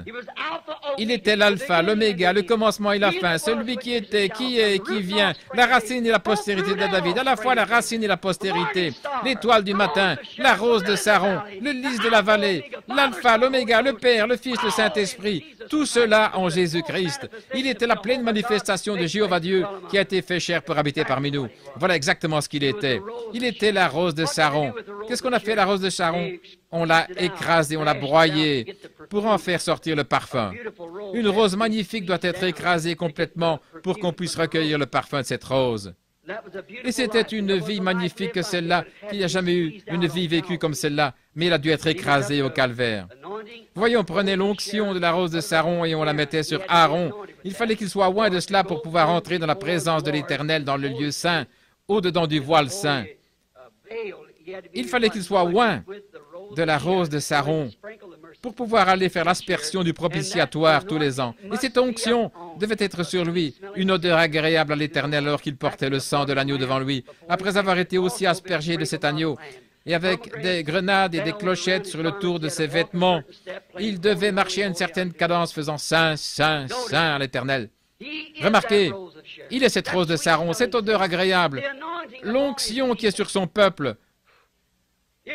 Vous ne pouvez pas entrer dans sa présence avec aucun credo, rien d'autre, mais seulement loin de cette rose de Saron, la parole. Il est aussi le lys de la vallée. Comment obtient-on l'opium? On obtient l'opium en prenant un lys, en l'écrasant, et on obtient l'opium. Les médecins l'utilisent dans leur laboratoire. Prenez un homme qui est nerveux et agité, ou une femme qui a l'impression qu'elle va perdre la tête, elle fait les 100 pailles, elle crie, elle est hystérique. Le médecin va prendre un peu de son opium de lys et lui injectera ça dans le bras ou dans une veine quelque part, et il se calme. C'est terminé pour un moment. Et aussitôt l'effet de l'opium disparu, les voilà qui reviennent pire que jamais. Dès que l'opium disparaît. Mais je vais vous dire, mes amis, c'est seulement un type de l'opium authentique qui vient du lys de la vallée que je connais. Il est le lys de la vallée. Il a été écrasé au calvaire. Il a été blessé pour nos transgressions. C'est par meurtrissure que nous avons été guéris. Dans cet écrasement de fleurs, il était une fleur. Il était la fleur la plus admirable qui ait jamais poussé, ce lys de la vallée. Cette admirable rose de Saron. Il est là ce soir, suspendu entre le ciel et la terre. C'est ce que je crois. Ou plutôt à ce moment-là, il l'a été pour ôter le péché du monde et pour ramener la guérison au monde. Et la Bible dit qu'il est le même hier, aujourd'hui et pour toujours. Mon ami, quand Dieu a dit à Moïse, dans le désert, et c'était un type qui le représentait, d'élever un serpent des reins, les reins représentent le péché jugé, le serpent représente, le serpent des reins représente, le serpent des reins représente le péché jugé, et les reins, c'est le jugement divin, par exemple l'autel des reins où on déposait les sacrifices. Et il y a aussi Élie qui a levé les yeux et qui a dit que les cieux étaient comme de l'airain, le jugement divin sur une nation incrédule qui s'était éloignée de Dieu. Les reins représentent le jugement divin. Et le serpent représentait le péché déjà jugé. Et Jésus était ce serpent qui a été fait péché pour nous et qui a pris le jugement de Dieu sur lui. Il a été blessé pour nos transgressions, brisé pour notre iniquité. Le châtiment qui nous donne la paix est tombé sur lui et c'est par ses meurtrissures que nous sommes guéris. Oh, ce soir, Dieu a une pharmacie remplie d'opium pour vous, amis chrétiens. Et vous qui êtes malade, vous souffrez, vous êtes épuisé, c'est vraiment trop difficile pour vous. Vous ne pourrez plus tenir le coup encore longtemps. C'est à vous rendre fou ce jour moderne. Avez-vous écouté Lifeline ce soir, ce qu'ils ont dit? Que la Russie déclare qu'en 55, ils auraient le monde entier sous leur emprise totale. Avant que cela puisse se produire, l'enlèvement doit avoir lieu. Alors c'est pour quand, mes amis? C'est ici, tout près maintenant, c'est proche. Ne voulez-vous pas le chercher ce soir de tout votre cœur? Il est le lys de la vallée. Il est le même hier, aujourd'hui et pour toujours. Il est ici ce soir pour s'élever au milieu de son peuple, tout comme Moïse a élevé l'indication du péché jugé, ce signe, et pas seulement du péché, mais de la maladie. Souvenez-vous, Jésus a dit, comme Moïse éleva le serpent d'airain, il faut de même que le Fils de l'homme soit élevé. Dans quel but Moïse l'a-t-il élevé? Pour le péché, l'incrédulité et pour la maladie. Jésus aussi a été élevé pour le péché, la maladie et l'incrédulité. Lui, c'était la même chose. Maintenant, ce soir, au jour où nous trouvons cette grande discorde, Jésus-Christ a promis dans Luc qu'au jour, avant la venue du Seigneur, ce serait comme au jour de Sodome. Qu'alors le Fils de l'homme se révélerait comme le Fils de l'homme s'est révélé à Abraham là-bas, Elohim. Dieu fait chair parmi les gens. Il est resté là avec Abraham et lui a montré ce que Sarah pensait, assise derrière lui dans la tente, alors qu'il ne l'avait jamais vue. Il lui a dit, il l'a appelé par son nom, Sarah. Abraham, non pas son nom Abraham qu'il avait au commencement, mais Abraham, non pas Sarai, mais Sarah. Où est Sarah, ta femme? Il a dit, elle est dans la tente derrière toi. Il a dit, je te visiterai au temps de la vie. Elle a ri. Il a dit, pourquoi a-t-elle ri? Jésus a dit, juste avant que cette grande discorde soit rassemblée et brûlée, que le Fils de l'homme se révélerait de la même manière qu'il l'avait fait à cette époque-là. Et qu'est-ce que c'est? C'est d'élever de nouveau devant vous que Jésus-Christ est le même hier, aujourd'hui et pour toujours. Le croyez-vous? Alors courbons la tête pour prier. Cher Dieu, nous t'aimons. Ta parole est une nourriture tellement substantielle pour nous, Seigneur. Nous l'aimons tant, nous vivons par elle, Seigneur. Il semble que nous n'avons jamais assez. Nous aimons tant nous asseoir à ta table, autour de ta parole, et savourer les bénédictions, Seigneur.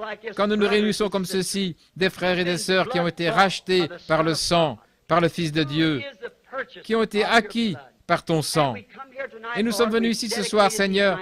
Nous avons consacré ces soirées à la prière pour les malades. Et selon les Écritures, tu as dit que c'est par les meurtrissures que nous avons été guéris. Il n'est donc pas nécessaire de prier, mais seulement de confesser nos péchés, car par tes meurtrissures, nous avons été, au temps passé, guéris. Oh, quel jour de salut! Quelle promesse faite par Emmanuel! C'est certainement la vérité. Tu as dit, encore un peu de temps et le monde ne me verra plus. Mais vous, vous me verrez, car pronom personnel, je serai avec vous, même en vous, jusqu'à la fin du monde. Et à la fin du temps, à la grande consommation, tu as dit que juste avant cela, ce serait exactement comme avant que le feu tombe sur Sodome et consume le monde des nations, les gentils, et qu'il y aurait de nouveau une révélation du Fils de l'homme, exactement comme à Sodome. Père, que les gens ne passent pas à côté. Et je prie, ô Dieu, avec ma manière un peu primitive, si je n'ai pas dit ce qu'il fallait, pardonne-moi, enclencher un mouvement. Je les aime, Seigneur. Je prie qu'ils ne passent pas à côté. Que ce soit un grand soir, Seigneur. Que tous ceux qui sont malades ici, affligés, aveugles ou quoi encore, Seigneur, qu'ils soient guéris ce soir. Que tous les pécheurs soient sauvés. Que dans leur cœur, certainement, s'ils sont des incroyants, qu'ils acceptent Christ en ce moment même. Accorde-le, Père. Tout cela est entre tes mains. Nous nous remettons à toi pour te voir venir au milieu de nous. Tu as dit dans Saint Jean 14, 12, « Celui qui croit en moi fera aussi les œuvres que je fais. » Nous savons que la manière dont tu t'es fait connaître aux gens, car tu étais ce prophète dont Moïse avait dit qu'il serait ressuscité. Il y avait des centaines d'années qu'il n'avait pas eu de prophète. Il y avait de la discorde partout, mais la parole de Dieu devait quand même s'accomplir. Alors la parole a été faite chair et la discorde aussi. Et Père, nous voyons la même chose aujourd'hui. La discorde qui est en train de former une grande gerbe, et nous voyons la parole qui est en train de faire la même chose. Bénis-nous ce soir, Père. Nous nous remettons à toi avec ta parole. Tout ce que tu trouveras utile de nous faire faire, utilise-nous pour le faire, Seigneur, au nom de Jésus. Amen.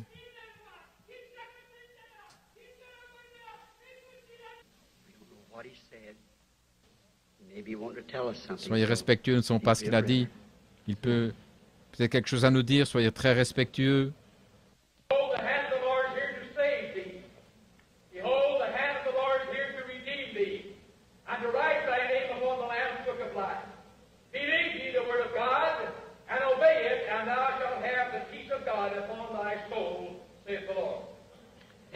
Le frère exhorte à obéir à la parole.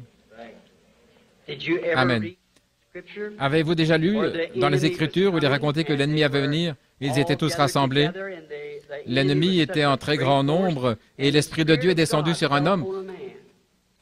Et celui-ci a prophétisé, il a dit où aller pour tendre une embuscade et ils ont détruit leur ennemi. Et le voilà qui vient de nouveau. Voilà l'endroit où détruire votre ennemi. Voyez-vous? Prenez la main de Dieu. La main de Dieu, c'est Christ, bien sûr, la parole. Alors prenez-la dans votre cœur ce soir, pendant que nous formons la ligne de prière. Je crois que Billy a encore distribué des cartes de prière aujourd'hui. Prenons B 85. Hier soir, nous avons pris 15. Hier soir, d'habitude, nous essayons d'en appeler une quinzaine. Ainsi, tenez vos cartes, on va s'occuper de cela. B, comme Branham, B, de 85 à 100. Voyons, qui a B 85? Levez la main. Tu es sûr? Oh, là, au fond. Très bien. 85, avancez-vous. Maintenant, mon fils, au cas où il y aurait des nouveaux venus ici qui ne savent pas comment on procède, mon fils vient ici ou quelqu'un, s'il ne peut pas venir, ses frères Borders ou quelqu'un d'autre, un homme qui vient, il prend ses cartes, 100 cartes, et là, devant les gens, il les mélange. Donc, quand il vous donne une carte, il ne peut pas vous dire si vous allez venir sur l'estrade ou pas, il ne sait pas. Et moi non plus, je ne sais pas. J'arrive le soir et j'en appelle simplement une dizaine, une quinzaine, quelque chose comme ça. Ça n'a absolument rien à voir avec votre guérison. Vous pouvez rester assis là. Regardez hier soir. Combien étaient ici hier soir? De voir les gens qui ont été guéris partout, tout au long de la réunion. Donc, on a appelé 85, 86, 87, 88, 89, 90. Que cela s'avance tout de suite. B, 85, 86, 87, 88, 89, 90. Sûrement, il faut... Nous avons besoin... Si quelqu'un... En voici un autre ici. Le compte y est. Maintenant, de 90 à 100. Si vous ne pouvez pas vous déplacer, je vois que nous avons quelques fauteuils roulants ici. 4, je pense. Si vous avez une carte de prière et qu'on appelle votre numéro et que vous ne pouvez pas vous déplacer, levez simplement la main, nous allons pousser votre fauteuil jusqu'ici. Si vous n'avez pas de carte de prière, restez simplement assis là et dites, Seigneur Jésus, que ce soit mon tour ce soir. Combien ici n'ont pas de carte de prière? Levez la main. Oh là là. Très bien. Disons simplement ici, j'espère que ça n'a pas l'air sacrilège, mais une fois il y avait une petite femme qui n'avait pas de carte de prière, disons. Elle s'est frayé un chemin à travers la foule et elle disait, écoutez bien, si je peux toucher les vêtements de cet homme, je serai guéri. Combien connaissent cette histoire? Très bien. Et qu'est-ce qu'elle a fait? Elle l'a touché. Elle est allée s'asseoir et Jésus s'est retourné. Il savait où elle était, pas vrai? Il savait quel était son problème, pas vrai? Il savait quel était son problème, alors il lui a dit quel était son problème, et elle a senti dans son corps que la perte de sang s'était arrêtée, pas vrai? À cause de quoi? Elle l'avait touché. Maintenant, combien de chrétiens ici ce soir savent, selon Hébreux, l'Épître aux Hébreux, que Jésus en ce moment même est un souverain sacrificateur, le souverain sacrificateur qui peut compatir notre faiblesse? L'est-il? Très bien. S'il est le même souverain sacrificateur, s'il a la même fonction, souverain sacrificateur, Comment agirait-il? Il agirait exactement de la même manière qu'à l'époque. Le croyez-vous? Il agirait exactement de la même manière qu'à l'époque. Si vous pouvez le croire, très bien.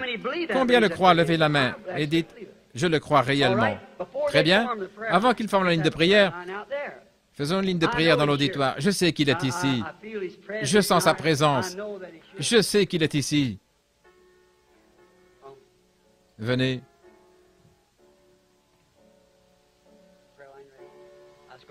La ligne de prière est prête. Regardez par ici et priez simplement.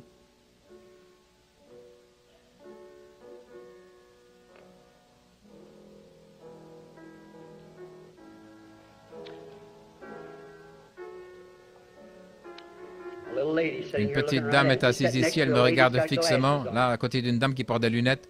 Ne voyez-vous pas, là, ce qui se trouve au-dessus de cette femme?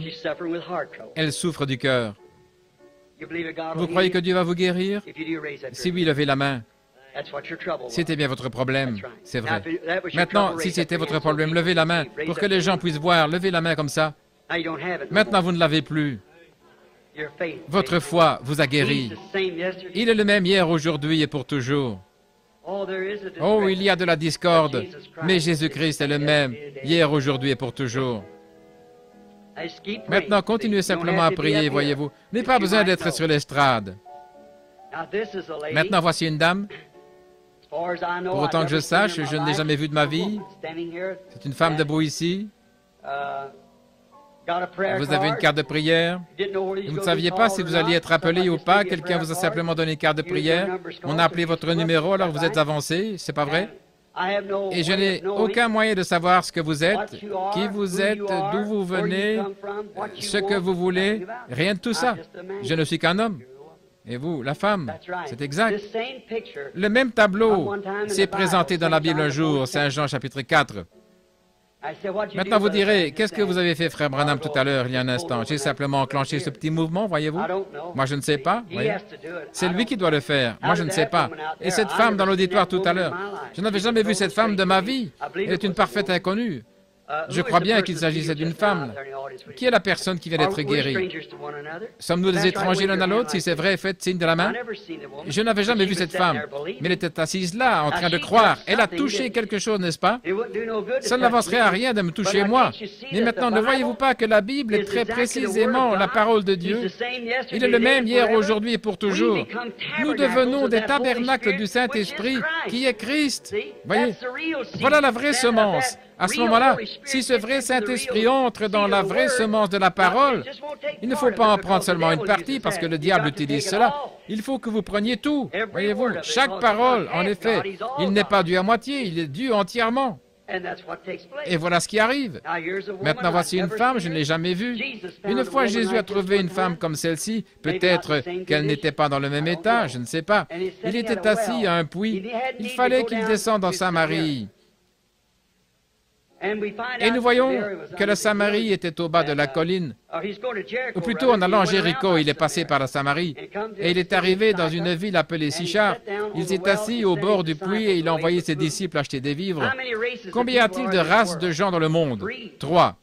Le peuple de Cam, Sem et Japheth. Nous descendons tous de Noé. Le reste du monde a été détruit à cette époque-là. Il n'y a que 3 races de gens. Ce sont les Juifs, les nations et les Samaritains, lesquels étaient moitié Juifs, moitié des nations. Ce sont là les seules races qu'il y a dans le monde. Voyez-vous, il n'y en a que 3. Et Dieu, et tout est parfait en 3. C'est comme ces 3 dont je parlais ce soir, les 3 étapes de la discorde, les 3 étapes de la parole faite chair et tout. Et donc, il a parlé aux Juifs, il a dit à Philippe, quand il lui a amené Nathanaël, il lui a dit où il était, il a dit, je l'ai vu quand il était sous l'arbre. André lui avait amené Pierre, il lui a dit, ton nom est Simon, et dorénavant tu seras appelé Pierre. Il lui a dit, tu es le fils de Jonas. Voyez-vous? Et ceux-là, c'était tous des Juifs. Mais ici, il va vers une femme des gentils, des nations. Pas une femme des nations, mais une Samaritaine. L'époque des nations, c'est maintenant. Il n'a jamais opéré cela, pas une seule fois pour ceux des nations.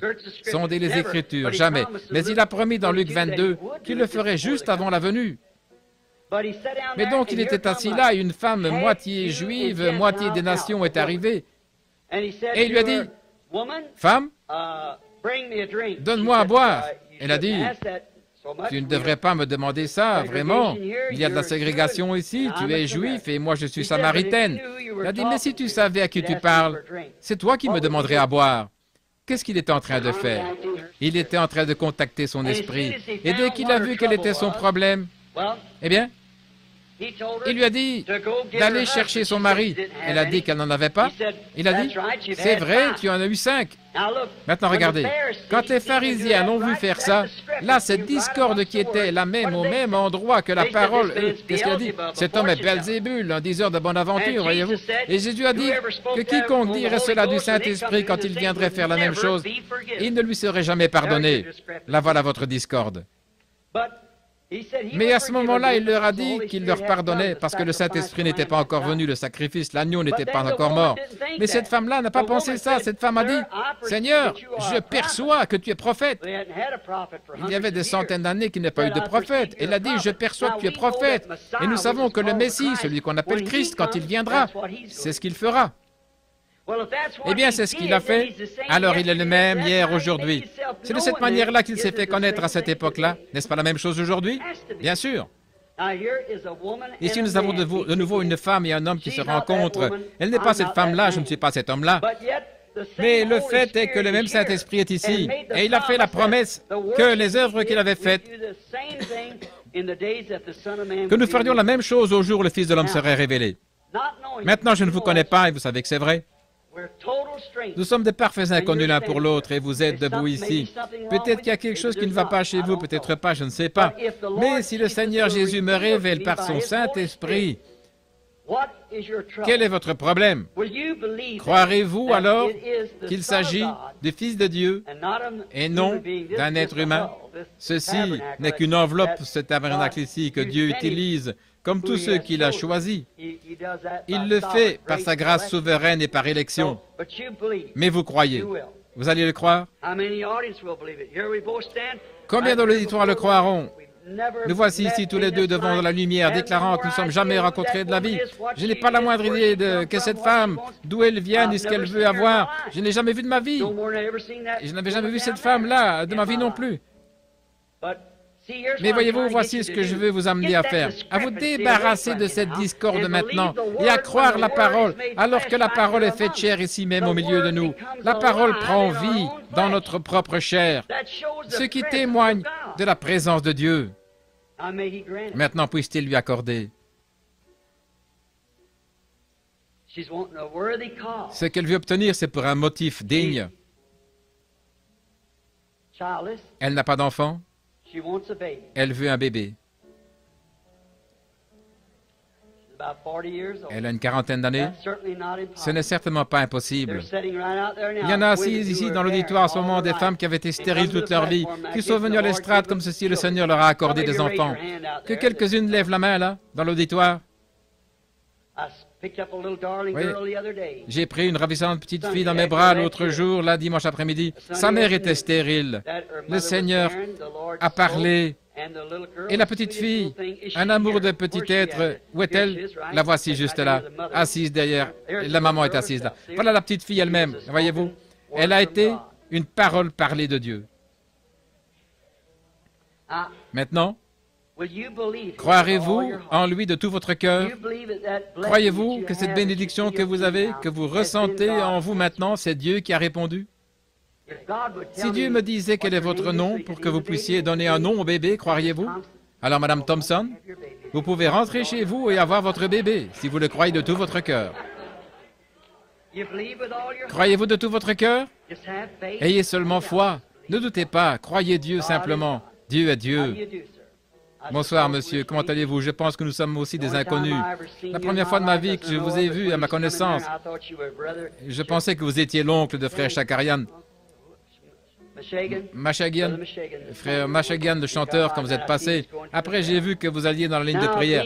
Maintenant, comme je suis étranger à vous, et étrangers l'un à l'autre. Maintenant, si le Seigneur Jésus veut bien me dire quelque chose que peut-être que vous voulez obtenir, disons-le ainsi, qu'il me dise ce que vous voulez obtenir. Or, il vous l'a déjà accordé. Tout ce qu'il vous faut, c'est seulement avoir assez de foi pour le croire. Combien comprennent cela? Seulement assez de foi pour croire que vous obtenez ce que vous demandez. Oui. Maintenant, donc si vous êtes ici et que vous voulez obtenir quelque chose et qu'il me dise quel est votre désir, alors vous savez que moi, je ne sais pas quel est votre désir. Il faut que ce soit quelque chose ici qui fasse cela. Maintenant, selon la parole, c'est ce qu'il a promis de faire. Il connaissait les pensées de leur cœur. Est-ce correct? Très bien. Vous avez un grand désir d'être guéri. Une chose, vous souffrez d'une maladie nerveuse. Vous êtes très tendu. Autre chose, vous avez mal au dos.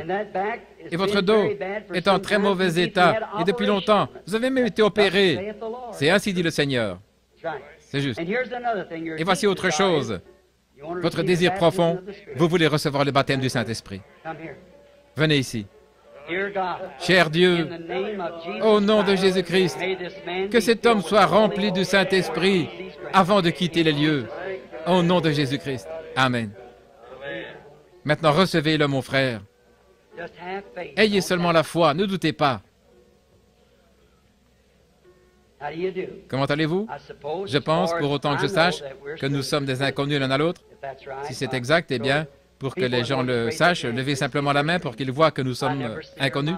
Je ne l'ai jamais vu de ma vie, à ma connaissance. Et je pense qu'elle ne m'a jamais vu non plus. En effet, le Père Céleste sait, et sa parole est ici devant moi, et que je n'ai jamais vu cette femme de ma vie, à ma connaissance.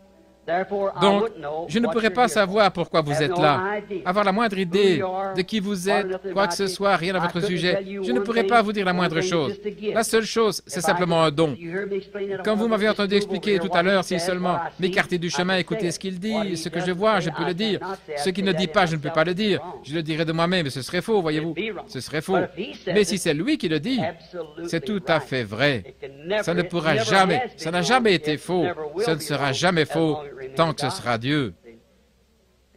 Parce que Dieu ne peut pas avoir tort. Mais si Dieu peut me dire ce que vous voulez obtenir, ce que vous désirez, ou la raison pour laquelle vous êtes ici, quelque chose que vous avez fait, ou quelque chose comme ça, ou qui vous est, d'où vous venez, ou ce qu'il voudra bien me dire, est-ce que vous croiriez? Merci. Une chose, vous avez des problèmes aux pieds.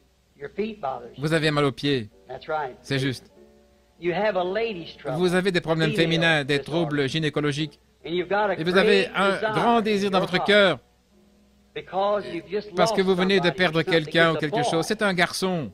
Votre garçon a quitté la maison, il s'est enfoui et vous voulez que je prie pour qu'il revienne. Ô Dieu du ciel, envoie-lui son enfant. Que le Saint-Esprit stoppe ce jeune homme sur la route ce soir. Renvoie-le vers sa mère. Au nom de Jésus. Amen. Celui qui sait vous le renverra. Ne vous inquiétez pas, croyez maintenant, ne doutez pas. Ayez seulement foi de tout votre cœur. Croyez et Dieu fera le reste pour vous. Maintenant, juste ces 3 ou 4 discernements, ou ce qu'il y a eu, voyez-vous, j'en arrive au point où je ne vois plus rien devant moi, je ne peux pas l'expliquer, il n'y a pas moyen de l'expliquer. Voulez-vous dire que simplement ça, vous ressentez plus que d'avoir prêché pendant ces 45 minutes? Oui, même si c'était 3 heures, je ne sentirai pas autant. Une femme a touché le vêtement de notre Seigneur Jésus, et ces gens-là ne me touchent pas. Eh bien, cette femme ici, regardez. Allez, posez vos mains sur moi, voyez-vous, elle pourrait me toucher partout, ça ne ferait rien, je ne suis qu'un homme. Mais c'est lui qu'elle doit toucher. Et moi, par un don, juste de m'écarter et que tout mon moi s'en aille, et je dis simplement ce que je vois, voyez, et c'est tout. Voyez-vous, de me toucher moi, ça ne compte pas, mais elle touche Jésus à travers moi. De la même façon, cette femme-là avait touché Dieu à travers Jésus, alors qu'il ne savait pas ce qu'elle avait fait. Elle avait simplement touché son vêtement, est allée s'asseoir, et il a dit, « Qui m'a touché ?» Les apôtres ont dit, « Eh bien, tout le monde te touche. Pourquoi dis-tu ça ?» Il a dit, « Mais j'ai perçu que de la vertu était sortie de moi. » Et savez-vous ce que c'est la vertu? C'est de la force. Ces forces ont faibli quand une seule femme l'a touché, et il était le Fils de Dieu. Qu'en est-il de moi, un pécheur sauvé par grâce? Savez-vous pourquoi c'est plus? Parce qu'il a dit, « Vous ferez aussi les choses que j'ai faites, et vous en ferez davantage, parce que je m'en vais au Père. » Il a dit de plus grande, mais là, l'interprétation exacte du grec, c'est « vous en ferez plus ». Donc, cette dame, je ne la connais pas, je ne sais rien à son sujet. Elle est une parfaite inconnue pour moi, pour autant que les autres personnes. Nous sommes inconnus l'un à l'autre.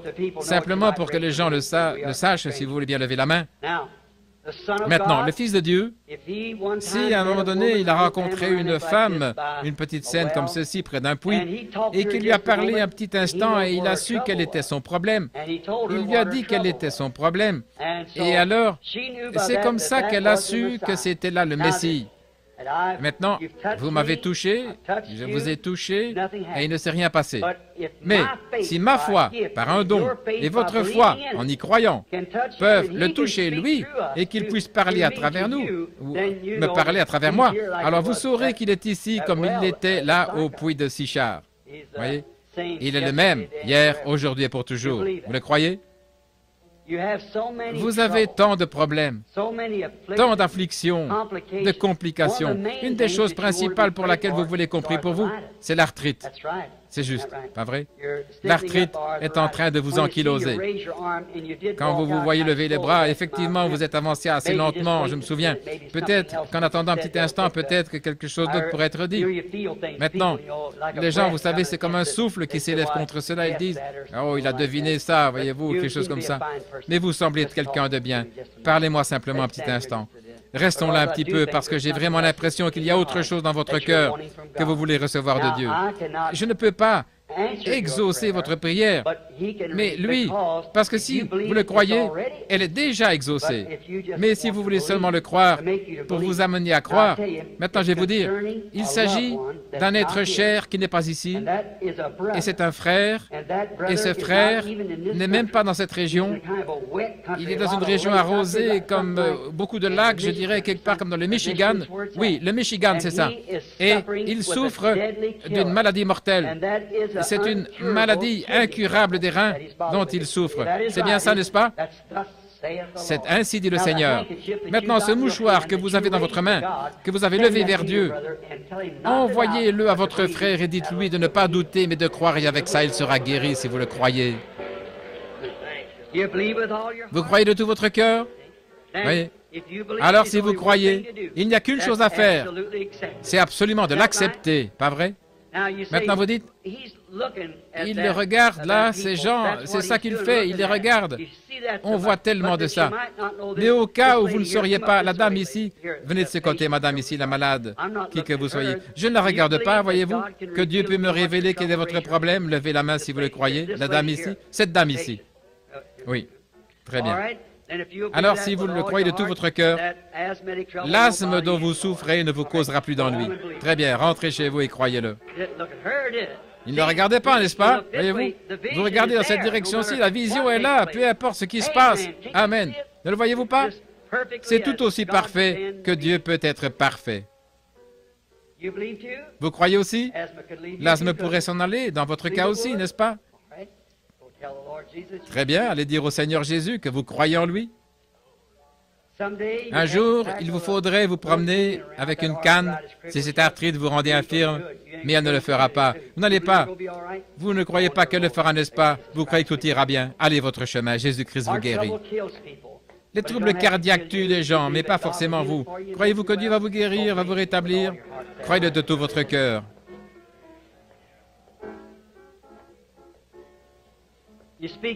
Parlez-vous anglais? Comprenez-vous l'anglais? Que quelqu'un vienne.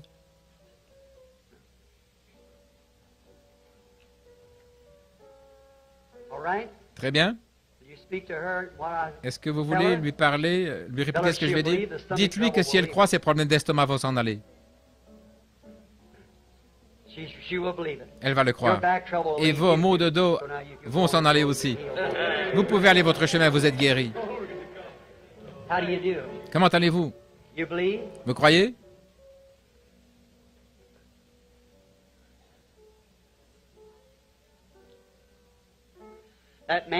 Cet homme qui est assis là, qui a des maux de dos, qui m'a regardé quand j'ai dit ça, lui aussi, il peut être guéri, si vous le croyez, monsieur. La dame qui est assise à côté de vous là, vous avez des maux de cou, n'est-ce pas, madame? Croyez-vous que Dieu va vous guérir? Si vous voulez imposer les mains au petit garçon pour ses genoux, il sera guéri lui aussi. Le croyez-vous? Vous aviez des problèmes gynécologiques, des problèmes féminins. Vous n'en avez plus maintenant. Votre foi vous a guéri et vous a rétabli. Croyez-vous que Jésus-Christ est le même hier, aujourd'hui et pour toujours? Alors imposons-nous les mains les uns les autres et prions cette prière de la foi, chacun de nous. Prions la prière de la foi. Dieu bien-aimé, pendant que nous sommes couverts de ta présence divine, en te voyant te mouvoir dans l'auditoire, guérir les malades partout. Tu es Dieu. Je te prie de guérir l'auditoire tout entier. Que le souffle de Dieu descende fraîchement dans leur cœur. Fais-leur savoir que le temps tire à sa fin. Il ne nous reste plus qu'un peu de temps ici, ensuite nous serons avec celui que nous aimons. Et que sa présence apporte maintenant la guérison à tous. Nous condamnons Satan. Nous condamnons toutes ses actions. Au nom de Jésus-Christ, Satan, sors des gens. Tous ceux qui vont le croire maintenant et accepter leur guérison, levez-vous et dites, je me lève maintenant pour accepter ma guérison. J'y crois. Quel que soit votre état, si vous le croyez, levez-vous. Tenez-vous debout, levez les mains et dites, merci Seigneur Jésus de m'avoir guéri. Que Dieu soit avec vous.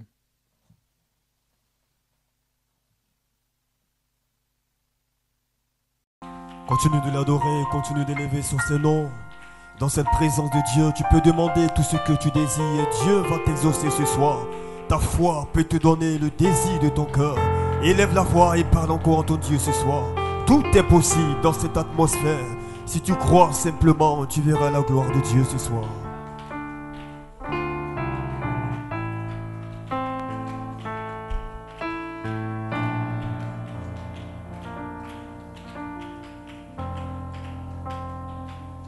Je te dis que si tu crois, tu verras la gloire de Dieu. Je te dis que si tu crois, tu verras la gloire de Dieu. Oh, tu verras la gloire de Dieu. Tu verras la gloire de Dieu. Je te dis que si tu crois, tu verras la gloire de Dieu. Je te dis que si tu crois, tu verras la gloire de Dieu. Je te dis que si tu crois, tu verras la gloire de Dieu. Oh, tu verras. Oui, mon frère, tu verras. Je te dis que si tu crois, tu verras. Tu verras la gloire de Dieu. Tu verras la gloire de Dieu. Oh, je te dis que si tu crois, tu verras la gloire de Dieu. Tu verras, tu verras. Oui, ma soeur, tu verras. Oh, je te dis que si tu crois, tu verras. Tu verras la gloire de Dieu. Tu verras la gloire de Dieu.